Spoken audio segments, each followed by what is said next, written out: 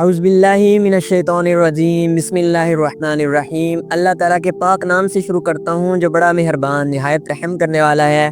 السلام علیکم ورحمۃ اللہ وبرکاتہ۔ میرا نام محمد اویس ہے۔ امید کرتا ہوں سب دوست خیر و عافیت سے ہوں گے۔ رمضان المبارک اللہ تعالیٰ کا ایک ایسا مہینہ ہے جس میں اللہ تعالیٰ رحمت، برکت اور مغفرت کے دروازے کھول دیتے ہیں۔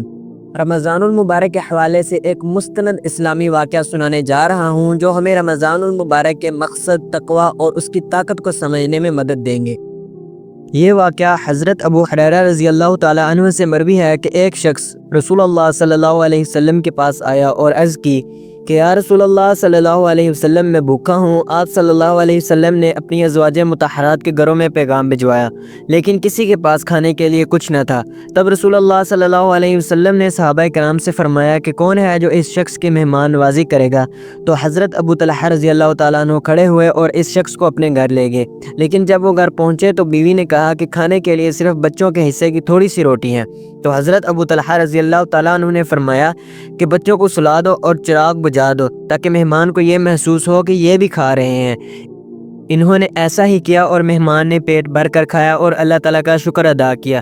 جب میزبان اور ان کی اہلیہ بھوکے سو گئے تو صبح ہوئی تو رسول اللہ صلی اللہ علیہ وسلم نے فرمایا کہ اللہ تعالیٰ تمہارے اس عمل سے بہت خوش ہوئے۔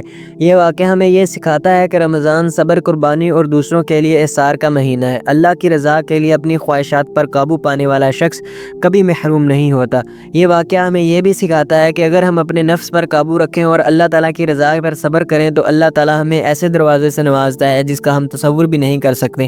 اگر آپ کو یہ ویڈیو اچھی لگی ہو تو اسے لائک، شیئر کریں اور ہمارے چینل کو سبسکرائب کریں تاکہ مزید اسلامی ویڈیوز آپ تک پہنچ سکیں۔ اللہ تعالیٰ ہم سب کو رمضان کے اصل مقصد کو سمجھنے کی توفیق عطا فرمائے۔ رسول اللہ صلی اللہ علیہ وسلم نے فرمایا کہ جو شخص روزہ دار کو افطار کروائے گا اس کو روزہ دار جتنا ثواب ملے گا اور نہ کہ روزہ دار کے ثواب میں کوئی کمی نہ کی جائے گی۔ جزاک اللہ۔ السلام علیکم۔